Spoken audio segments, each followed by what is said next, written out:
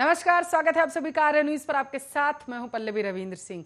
अफगानिस्तान में तालिबान का शासन हो गया है। बहुत ही जल्द बागडोर किसके हाथ में होगी ये भी पता चल जाएगा और ये पता चल भी चुका है। लेकिन अफगानिस्तान जितना इस वक्त चर्चा में है उतना ही चर्चा में है अफगानिस्तान के पूर्व राष्ट्रपति हामिद करजई।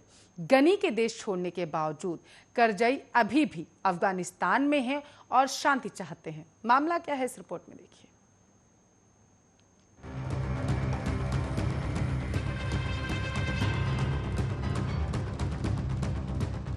काबुल में तालिबान के दाखिल होने से पहले ही राष्ट्रपति अशरफ गनी देश छोड़कर चले गए थे। लेकिन पिछले 2 दशकों से अफगानिस्तान के सबसे लोकप्रिय नेताओं में रहे पूर्व राष्ट्रपति हामिद करजई वही बने हुए हैं।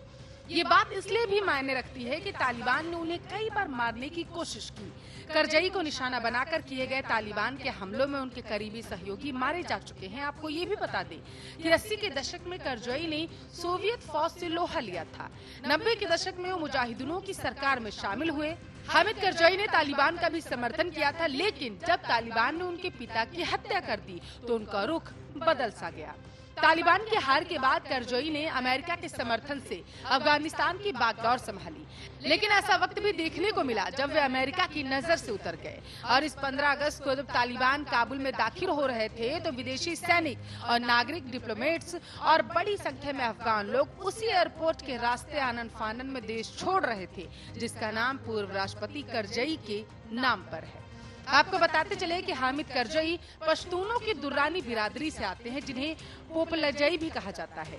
एकीकृत अफगानिस्तान के गठन के पीछे उनकी बिरादरी की अहम भूमिका मानी जाती है। उनके नेता अहमद शाह दुर्रानी अफगानिस्तान पर हुकूमत करने वाले दुर्रानी साम्राज्य के पहले शाह थे। उन्होंने 1747 में कांधार में अपने साम्राज्य की नींव रखी थी। हामिद करजई के पिता अब्दुल अहमद करजई आखिरी अफगान बादशाह जाहिर शाह के करीबी सहयोगी थे। वे अफगान संसद के डिप्टी स्पीकर भी रहे थे। हामिद करजई का रुझान राजशाही के लिए बना रहा। सत्ता में आने के बाद उन्होंने राजशाही के झंडे को फिर से अपनाया और जाहिर शाह को राष्ट्रपिता का दर्जा देने का ऐलान किया। सोवियत फौज जब अफगानिस्तान पहुंची तो करजई का परिवार पाकिस्तान के क्वेटा शहर चला गया और जहां से उन्होंने सोवियत संघ के खिलाफ अपना विरोध जारी रखा। हामिद करजई बाद में मुजाहिदीनों के एक संगठन से जुड़ गए। उन्होंने जंग में हिस्सा तो नहीं लिया, लेकिन वे प्रेस सचिव और इंटरप्रेटर की भूमिका निभाते रहे। उन्होंने भारत में पढ़ाई की थी। हिंदी, अंग्रेजी, उर्दू, फ्रेंच, पश्तो और दारी जैसी जुबानों पर उनकी अच्छी पकड़ है। साल 1996 में पाकिस्तान में अपने पिता के घर में उन्होंने तालिबान को सत्ता पर काबिज होते हुए देखा। देश के नए हुक्मरानों से उनकी सहानुभूति थी और एक वक्त तो संयुक्त राष्ट्र में तालिबान के अनौपचारिक राजदूत के तौर पर उन्हें भेजने के लिए विचार भी किया जा रहा था। साल 1998 में हामिद करजई ने कहा था कि तालिबान में कुछ बहुत अच्छे लोग थे, कई उदारवादी वतन परस्त लोग भी शामिल थे, लेकिन अरबों और पाकिस्तानियों ने उन्हें खराब कर दिया। आपको बताते चले कि साल 2001 में जब अमेरिका ने अफगानिस्तान पर हमला बोला तो करजई अपने वफादार लड़ाकों के साथ देश वापस लौटे। माना जाता है कि तब तक उन्हें अमेरिका का समर्थन मिल गया था, खासकर इस्लामाबाद का CIA ब्यूरो उनके साथ था।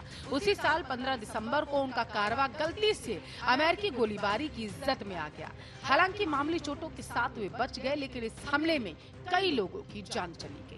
उसी दिन जर्मनी के बॉन शहर में संयुक्त राष्ट्र की अगुवाई में एक कॉन्फ्रेंस हुआ, जिसमें अफगानिस्तान के राजनीतिक दल हिस्सा ले रहे थे। उस कॉन्फ्रेंस में हामिद करजई को अंतरिम सरकार के प्रमुख के तौर पर चुना गया। हामिद करजई ने 13 साल तक देश की बागडोर संभाली। साल 2001 के आखिर में वे कार्यकारी राष्ट्रपति बने। साल 2004 में उन्होंने राष्ट्रपति पद का चुनाव जीता और साल 2009 में वे फिर से चुने गए। करजई के दौर में अफगानिस्तान एक ऐसा बटा हुआ बिखरा हुआ मुल्क बना रहा जिसमें ताकतवर छत्रपों की अहम भूमिका थी और ये छत्र अपने वफादार कुनबों के बलबूते पर ताकतवर बने रहे। करजई हुकूमत की सत्ता का दायरा इतना सीमित था कि कुछ लोग मजाक में उन्हें काबुल का मेयर तक कह देते थे। दशकों तक चले गृह युद्ध के कारण अफगान सूबों पर वॉरलॉर्ड्स का दबदबा था, जिनके अपने लड़ाके हुआ करते थे। साल 2001 में अमेरिका ने इन्हीं ताकतों का इस्तेमाल तालिबान को हराने के लिए किया। जब लड़ाई खत्म हुई तो उन्हें करजई के साथ सत्ता में हिस्सेदारी मिली। लीजेंड कहे जाने वाले कमांडर अब्दुल रशीद दोस्तम, जिनका नाम युद्ध अपराधों में शामिल रहा था, वे करजई कैबिनेट में मंत्री बने। इसके ठीक उलट करजई एक राजनेता थे, न कि कोई फील्ड कमांडर। शोधकर्ताओं का कहना है कि 30 साल पहले सोवियत संघ ने अफगानिस्तान में जो किया था, अमेरिका ने उसी तर्ज पर वहाँ एक कठपुतली सरकार को बिठा दिया। अमेरिका ने नई सरकार के हर कदम को कंट्रोल करना चाहा। कई बार जानलेवा हमलों की जद में आ चुके करजई लंबे समय तक राष्ट्रपति भवन से बाहर ही नहीं निकले। एक प्राइवेट मिलिट्री कंपनी के अमेरिकी अंगरक्षकों का दस्ता उनकी हिफाजत में लगा रहा। कई लोगों ने उनकी इस रवैये को अपने लोगों पर भरोसा न होने के संकेत के तौर पर भी देखा। विदेशी मदद जल्द ही करजई के लिए बोझ बन गई, लेकिन अमेरिका के साथ उनके रिश्ते बेहतर रहे। करजई के दोस्त और अफगान मूल के अमेरिकी नागरिक जालमई खलीलजाद अफगानिस्तान में अमेरिका के राजदूत बनाए गए। खलीलजाद 80 के दशक में मुजाहिदीनों और अमेरिका के बीच संपर्क सूत्र की भूमिका निभा चुके थे। साल 2005 में खलीलजाद को इराक का राजदूत बना दिया गया, लेकिन खलीलजाद के बाद आए अमेरिकी राजदूत के लिए चीजें बदल गई। करजई का भरोसा अमेरिकी डिप्लोमेट्स पर डिगने लगा था। उसी साल करजई अमेरिका के दौरे पर गए। वहां उन्होंने विदेशी सैनिकों की कमान अपने हाथ में लेने की पूरी कोशिश की। इसकी वजह थी अमेरिकी सैनिकों ने 2 अफगान कैदियों को पीट कर मार डाला था। आपको यहाँ पर बता दें कि मोहम्मद अखुंदजादा और अहमद वली पर साल 2009 के अफगान चुनावों में धोखाधड़ी करने का आरोप लगा। ये वही चुनाव थे जिनमें करजई दोबारा चुनकर राष्ट्रपति बने थे। अफगानिस्तान में संयुक्त राष्ट्र के विशेष प्रतिनिधि रहे पीटर गॉलब्रैथ ने चुनाव में बड़े पैमाने पर धांधली का आरोप लगाया, लेकिन इस बयान के बाद उन्हें पद से हटा दिया गया। इससे 1 साल पहले अमेरिका में भी राष्ट्रपति चुनाव हुए थे। करजई के रिश्ते नई अमेरिकी हुकूमत के साथ पहले जैसे नहीं रहे। काबुल में उनके शपथ ग्रहण समारोह में ओबामा प्रशासन की टीम ने हिस्सा ही नहीं लिया। साल 2008 में हिलेरी क्लिंटन ने अफगानिस्तान को ड्रग स्टेट करार दिया और करजई हुकूमत पर भ्रष्टाचार का गंभीर आरोप लगाया। इसके बाद करजई अमेरिका के दोस्त से आलोचक बन गए। उन्होंने अमेरिका और ब्रिटेन पर साम्राज्यवादी रवैया रखने का आरोप लगाया। सत्ता छोड़ने के बाद करजई काबुल में ही एक सरकारी इमारत में सुरक्षा घेरे के बीच रहने लगे। अपने पुराने आकाओं के खिलाफ उनकी शिकायतें जारी रहीं। उन्होंने कहा कि अलकायदा ने कभी भी अफगानिस्तान से काम नहीं किया और न ही अफगानिस्तान की जमीन से सितंबर 11 के हमलों को अंजाम दिया। उन्होंने कहा कि इस्लामिक स्टेट अमेरिका का औजार है और वह अमेरिका और आईएस के बीच कोई फर्क नहीं देखते।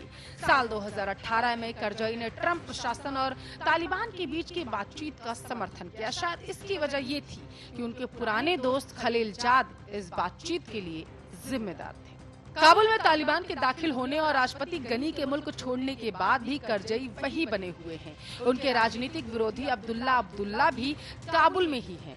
एक समावेशी सरकार के गठन के लिए तालिबान करजई और अब्दुल्ला दोनों से बातचीत कर रहा। करजई ने अपने घर के बाहर से एक वीडियो संदेश रिकॉर्ड किया। उनकी बेटियां उनके साथ खड़ी थी। उन्होंने वादा किया कि वे काबुल नहीं छोड़ेंगे और सत्ता हस्तांतरण को शांतिपूर्ण तरीके से कराने की कोशिश करेंगे। तालिबान ने हक्कानी नेटवर्क के अनस हक्कानी और करजई के साथ मीटिंग की तस्वीरें भी शेयर की। हालांकि उस बीच CNN टेलीविजन की एक रिपोर्ट में दावा किया गया था कि करजई और अब्दुल्ला को घर में नजरबंद कर दिया गया है, लेकिन इस खबर का खंडन आने में ज्यादा देर नहीं लगी। फिलहाल आपको बता दें कि करजई अभी भी अफगानिस्तान में डटे हुए हैं और अफगानिस्तान में फिर से शांति बहाल करना चाहते हैं। Special desk, Arya news.